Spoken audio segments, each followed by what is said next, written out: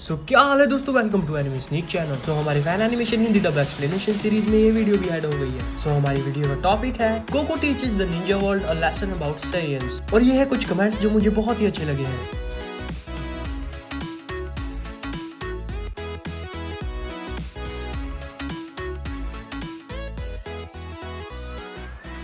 सो बिना time waste करे let's go start करते हैं वीडियो। एक रात गोकू बोल्मा और विजिटा की पार्टी में बहुत ज्यादा ड्रिंक कर लेता है, जिसकी वजह से वो एक सीक्रेट लेबोरेटरी में चला जाता है जो कि बोल्मा की एक सीक्रेट प्लेस है, और गलती से वो एक इंटर डायमेंशनल डिवाइस ऑन कर देता है। और नेक्स्ट चीज जो उसके साथ होती है कि वो नारुतो वर्स में उठता है। गोकू तुरंत ही फ्लाइंग निम्बस को बुलाने की कोशिश करता है। वो फ्लाइंग निम्बस को आवाज लगाता है बट फ्लाइंग निम्बस नहीं आता। तब वो सोचता है तो ठीक है, मुझे आगे जाकर देखना चाहिए कि मैं कहाँ पर हूँ। और गोकू महसूस करता है कि पास में ही दो एनर्जी सिग्नल्स हैं। गोकू उनके पास जाकर देखता है जो कि अकात्सुकी के मेंबर्स होते हैं, जो कि हिडान और ककुजू हैं।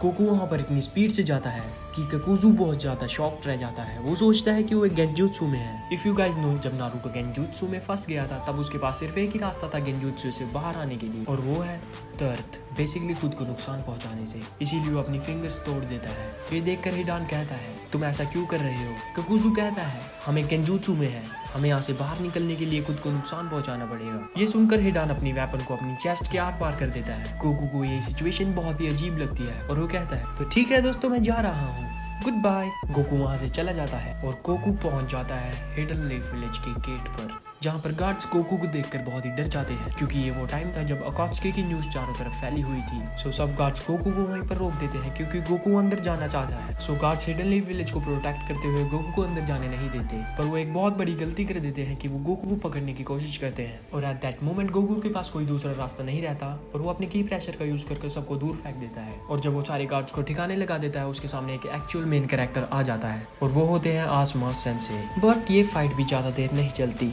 और इस सब के बाद आसुमा गोकू को हिडन लीफ विलेज की इकलौती रामन प्लेस पर ले जाता है। तभी वहाँ पर ककाशी आ जाता है। ककाशी तुरंत ही गोकू को देखकर ये समझ जाता है कि गोकू एक ऐसा बीइंग है जो पूरे नारुतो वर्स की सोच से भी परे है। वो एक ऐसी एंटिटी है जो कि नारुतो वर्स के लॉस को उखाड़ कर फेंकने की क्षमता रखता है। सो ककाशी डिसाइड करता है कि वो गोकू को होकागे के पास ले जाएगा, और एट दैट टाइम लेडी सुनाडे होकागे की पोजीशन पर होती है। सो लेडी सुनाडे को मिलने से पहले एक लीड इंटेलिजेंस निंजा गोकू से कुछ सवाल करता है, जिसमें सिर्फ वो यही पता लगा पाता है कि गोकू सोच रहा है कि वो एक दूसरे डायमेंशन से आया है। उसके बाद हियाशी युगा गोकू को इंस्पेक्ट करता है, जिसमें वो गोकू के चाकरा को देखता है, और वो ये पता लगाता है कि गोकू की बॉडी की चारों तरफ हर टाइम एक एनर्जी शील्ड रहती है और वो बहुत ज्यादा पावरफुल है। कुछ देर स्टडी करने के बाद वो ये पता लगाता है कि ये कैरेक्टर नाइन टेल फॉक्स से भी बहुत ज्यादा पावर होल्ड करता है। गोकू को अंदर बुलाया जाता है और लेडी सुनाडे गोकू से पूछती है कि तुम यहाँ क्या कर रहे हो। गोकू अपनी ओर से उनको सब सच सच बताता है कि वो गोहान के कंप्यूटर को फिक्स करना चाहता था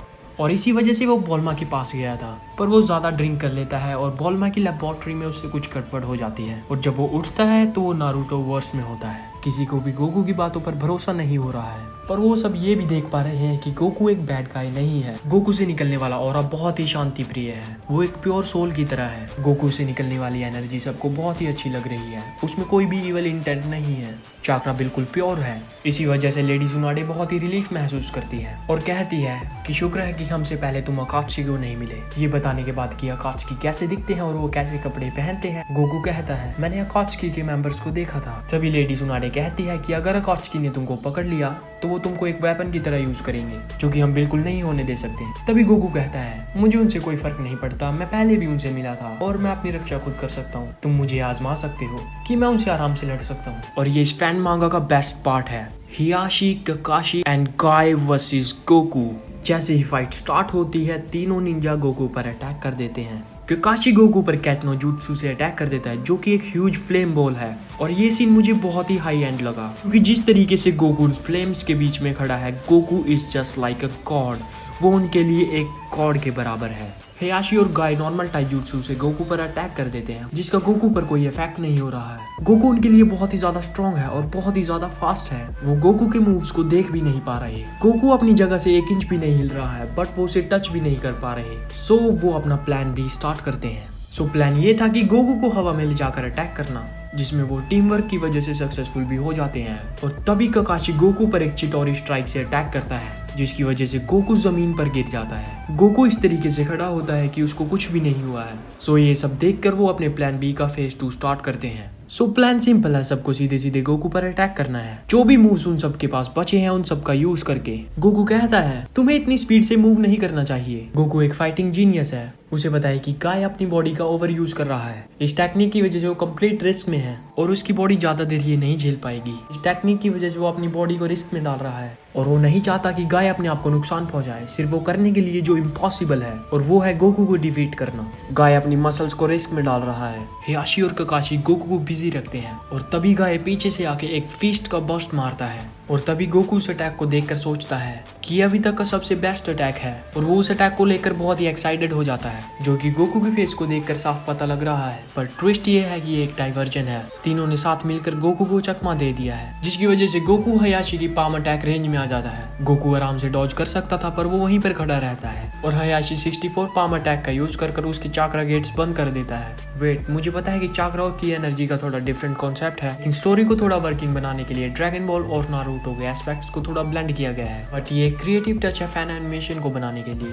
और एक बार फिर से गाय गोकू पर अटैक करने में सक्सेसफुल रहता है। वो गोकू को बहुत सारी किक्स मारता है, जिसकी वजह से गोकू जमीन पर जाकर गिरता है और अब तो उन्होंने उसके सारे चाक्रा गेट्स भी बंद कर दिए हैं। अब वो अपनी की एनर्जी का यूज नहीं कर सकता, पर जब तक वो अपनी ट्रांसफॉर्मेशन का यूज नहीं करता गोकू एकदम से अपनी सुपर सेन फॉर्म में आता है, जिसकी वजह से एक ब्लास्ट होता है। पर तुरंत ही गोकू अपनी बेस फॉर्म में आ जाता है। गोकू ने जानबूझकर हयाशी को अटैक करने दिया क्योंकि उसको शक था जो व्हाइट आंखों वाला बंदा है वो उसकी की एनर्जी को ब्लॉक कर सकता है और यही थ्योरी टेस्ट करने के लिए वो हयाशी की रेंज में आया था और देखना चाहता था कि बिना एनर्जी शील्ड का यूज करे वो गोकू पर कितने भारी पड़ते हैं। तभी गोकू सोचता है इन्होंने मुझे थोड़ा नुकसान पहुंचाया है, पर थोड़ा सा। गोकू की ड्रॉप ऑफ ब्लड भी लूज नहीं होती और अब अटैक करने की बारी गोकू की है। गोकू तुरंत ही हयाशी और गाय को कुछ ही अटैक्स में अनकॉन्शियस कर देता है, पर ट्विस्ट ये था कि गोकू ने उनको टच भी नहीं करा, सिर्फ एयर प्रेशर का यूज करके वो उनको नॉकआउट कर देता है। लेकिन गोकू एक छोटी सी गलती कर देता है, वो ककाशी को अंडर एस्टिमेट करता है। ककाशी गोकू पर गेंजुत्सु का यूज करता है। एक डिबेट ये रहती है कि क्या नारुतो वर्स के गेंजुत्सु क्या ड्रैगन बॉल कैरेक्टर्स को अफेक्ट कर सकते हैं, बट अनफॉर्चुनेटली इस मांगा में ऐसा कुछ नहीं होता। मुझे लगता है कि ककाशी का गेंजुत्सु इतना पावरफुल नहीं होता कि वो गोकू को टेक डाउन कर सके,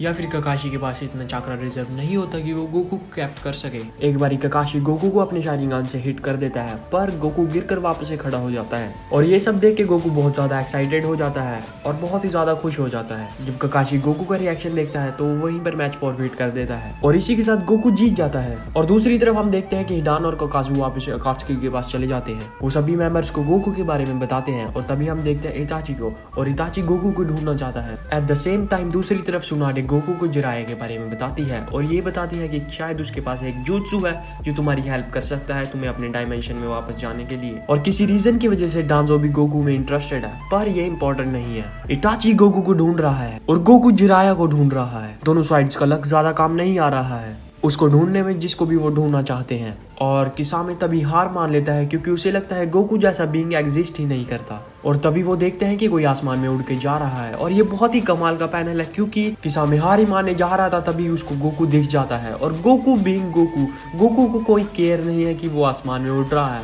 क्योंकि ये एक ड्रैगन बॉल वर्स नहीं है, यहाँ पे हर कोई आसमान में नहीं उड़ सकता। और गोकू तो बिना किसी की परवाह करे जिराया को ढूंढ रहा है और तभी किसामे किसी एक jutsu का यूज करके गोकू को नीचे बुलाने की कोशिश करता है और लकीली गोकू वो देख लेता है और उनकी क्लोथिंग से गोकू उनको पहचान जाता है कि ये अकात्सुकी के मेंबर्स हैं। गोकू तुरंत ही समझ जाता है कि ये दोनों मुझसे फाइट करने के लिए आए हैं। किसामे रेडी है गोकू से लड़ने के लिए, पर इस टाइम पर इताची थोड़ा बैक ऑफ कर रहा है क्योंकि वो किसामे के जरिए देखना चाहता है गोकू क्या पावर्स होल्ड करता है और गोकू की jutsus को स्टडी करना चाहता है। गोकू के पास डिस्ट्रैक्शंस के लिए टाइम नहीं है। गोकू तुरंत ही किसामे की तरफ एक की ब्लास्ट लॉन्च करता है, पर किसामे के पास निंजा लाइक रिफ्लेक्स है। वो अपनी स्वॉर्ड को आगे करके उसकी एनर्जी एब्सॉर्ब कर लेता है। किसामे वापस अटैक करता है पर गोकू उस अटैक को आराम से डॉज कर लेता है। इटाची तभी समझ लेता है कि गोकू किसी भी jutsu का यूज नहीं कर रहा है, वो बहुत ही ज्यादा स्पीड से मूव कर रहा है और वो बहुत ही ज्यादा फास्ट है। तभी गोकू किसामे की तरफ वापस एक की ब्लास्ट लॉन्च करता है जिसको सामेहाडा वापस से एब्सॉर्ब कर लेती है और ट्रांसफॉर्म होती रहती है। गोकू थर्ड टाइम एक बार फिर से की एनर्जी का यूज करता है, पर इस बार ये एक की ब्लास्ट से कुछ ज्यादा होता है। इस बार ये कामेहामेहा वेव होती है।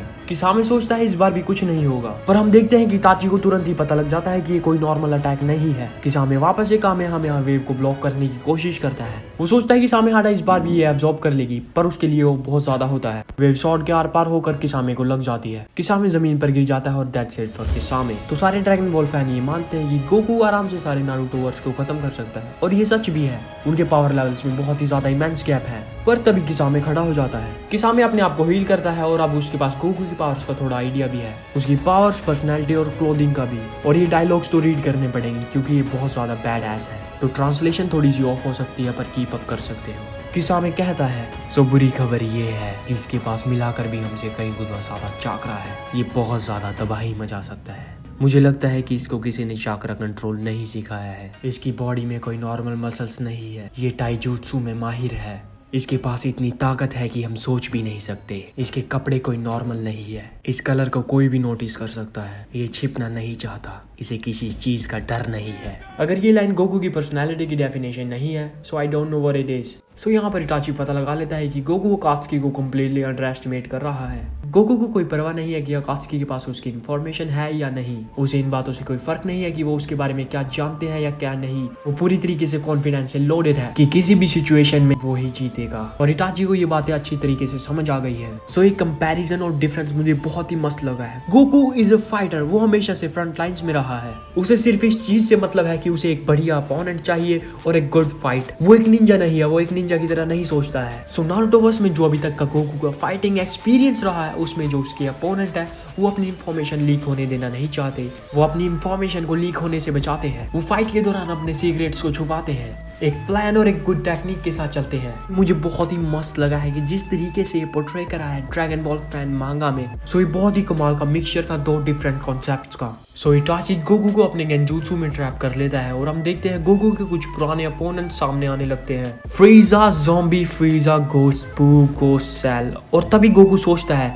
कि अगर मुझे पूरा कोनोहा घूमना है तो ये बहुत ही अच्छी जगह है एक वीक स्पेंड करने के लिए। और उन्होंने मुझे सिखाया था कि एक गेंजूत्सु से कैसे निकल सकते हैं। और एट द सेम टाइम उसे ये भी पता चल रहा है कि किसामे उसके चारों तरफ एक वाटर बबल बना रहा है। और हम सबको ये अच्छी तरीके से पता है कि गोकू डूब सकता है और वो स्पेस में सांस नहीं ले सकता। सो ये तरीके गोकू को मार सकते हैं अगर जो वो प्रॉपर मैनर्स में यूज करे और कोई भी ट्रांसफॉर्मेशन का यूज ना करे। गोकू पावर अप करता है और गेंजूत्सु से बाहर आ जाता है और वो देखता है चारों तरफ एक जाइंट वाटर बबल है और वो अपनी सांस रोक लेता है। सो ये पैनल इस फैन मांगा का सबसे बेस्ट पार्ट है। मुझे कोई फर्क नहीं पड़ता कि एक फैन एनिमेशन है, ये बहुत ही ज्यादा परफेक्ट है, एक मल्टीवर्स थ्योरी की तरह। किसामे बहुत ही ज्यादा बैड एस लग रहा है। रियलिटी में गोकू को पोकेमोन के बारे में कुछ भी नहीं पता है, पर यहाँ पर किसामे को देखकर वो बोल रहा है ये तो एक पोकेमोन है, जो कि बहुत ही कमाल का रेफरेंस था। तभी किसामे अटैक करता है, पर वो इतना फास्ट नहीं होता कि वो गोकू को हिट कर सके। किसामे एडवांस फॉर्म में है और वो बहुत ही ज्यादा फास्ट है, पर अभी भी वो गोकू के पास नहीं है। वो गोकू की स्पीड को मैच नहीं कर पा रहा। सो किसामे डिसाइड करता है कि वो वाला अटैक करेगा जो उसने गाय के खिलाफ करा था। वो कंबाइन करता है जो पावर उसने अब्सॉर्ब करी थी अपनी स्वॉर्ड से और वो एक जायंट शार्क अटैक लॉन्च करता है। अगर गोकू इस शार्क में फंसता है तो वो उसकी की एनर्जी अब्सॉर्ब करके और भी बड़ी हो जाएगी। और गोकू ने पहले भी ऐसी सिचुएशंस फेस करी है, जस्ट लाइक याकोन इन बू सागा। गोकू ने पहले भी ये गेम खेली है, उसे पता है कि ये शार्क कितनी पावर अब्सॉर्ब कर लेगी और गोकू के पास पावर की कोई कमी नहीं है। गोकू उसकी तरफ अपनी एनर्जी लॉन्च करता है, वो इतनी पावर झेल नहीं पाती और फट जाती है। बबल ब्रेक हो जाता है, गोकू उससे बाहर आ जाता है और किसामे अपनी नॉर्मल फॉर्म में आ जाता है। और अब इटाची को पता है कि गोकू को कैसे हराना है। वो उसको बताता है कि उसकी फाइटिंग एबिलिटीज बहुत ज्यादा है और बियॉन्ड आवर इमेजिनेशन है, बट उसका माइंड वीक है। और तब इटाची उसको एक और गेंजूत्सु में ट्रैप कर लेता है, विच इज अ स्पेशल गेंजूत्सु। और अब इटाची को पता है कि गोकू को कैसे हरा सकते हैं। और तब हमें देखने को मिलता है ये न्यू कैरेक्टर। गोकू को कोई आइडिया नहीं है कि वो गेंजूत्सु में है और तब वो देखता है क्यूट सी लड़की उसके सामने खड़ी है जो कि गोकू से फाइट करने के लिए तैयार है। वो क्लेम करती है कि वो गोकू को हरा सकती है और इटाची और किसामे को कहती है सैंपाई।